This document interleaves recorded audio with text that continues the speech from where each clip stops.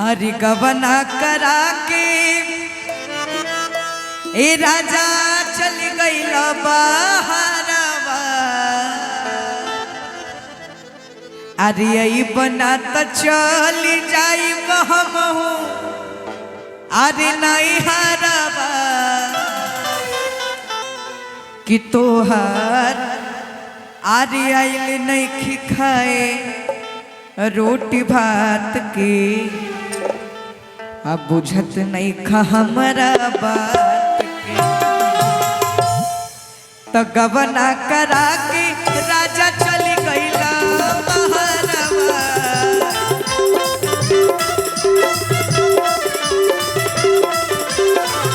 आई बना तो चली जाई हमहू नहीं हरवा।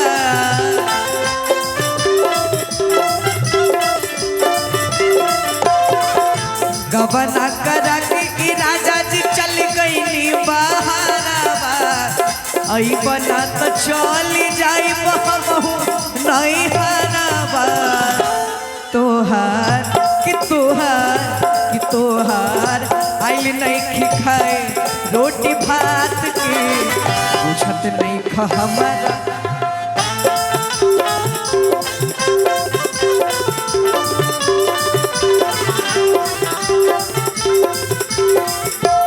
तोहार आइल नहीं खाए रोटी भात के बुझत नहीं खा हमारा बा।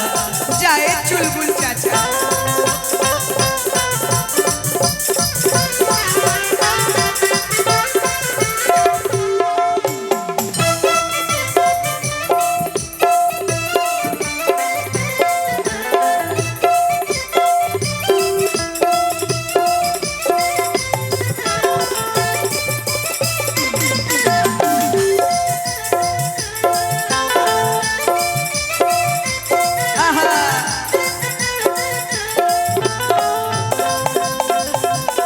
रोटी भात के नहीं खा हमारा बात के।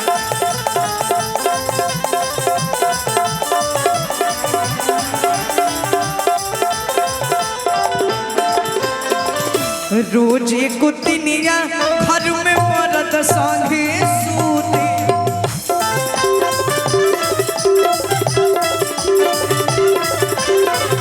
झरेला जवानी असर में दिया बूते।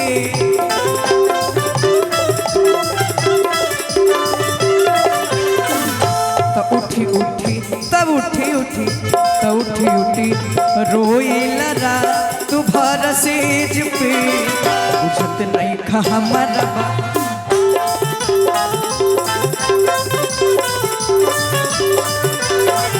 बुझत नहीं खा हमारा बात के।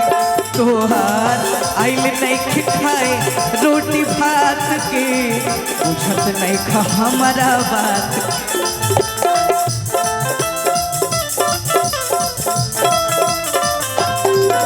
फुलौर बिना चटनी कैसे बनी।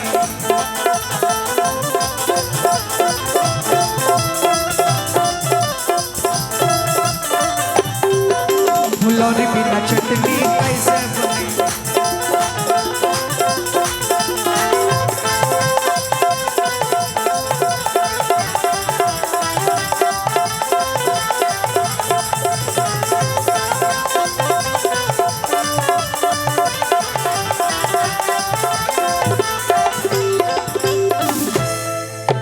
हट हट हट रह बच के गजब कमर देख लच के।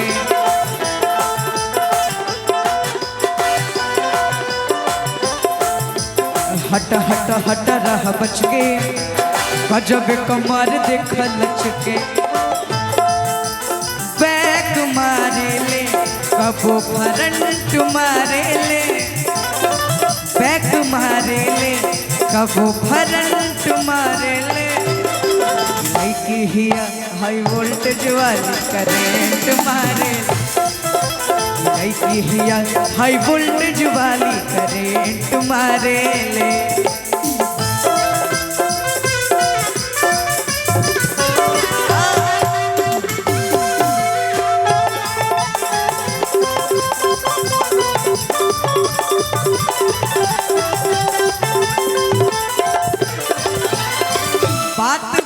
पे देवेली गाली, हिया बड़ी नखरवाली।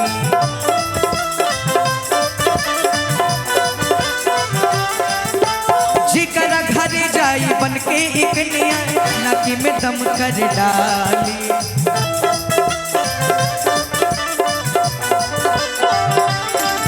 अरे बात बात पे देवेली गाली, हई बड़ी नखरवाली। जिकरा घरे जाई बन के एक निया, नाकी में दम कर डाली। फूल खोसे ले बदन में सेंट मारे ले, फूल खोसे ले बदन में सेंट मारे ले। ये लड़की हिया हाई वोल्टेज वाली करंट मारे, ये लड़की हिया हाई वोल्टेज वाली करंट मारे ले। ये लड़की हिया हाई वोल्टेज वाली करंट मारे।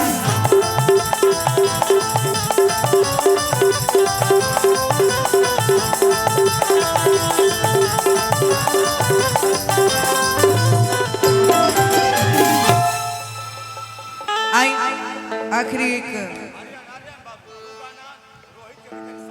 हाँ हाँ आइए 2 गीत और आर्यन बाबू आपके बीच धमाल मचाएंगे। और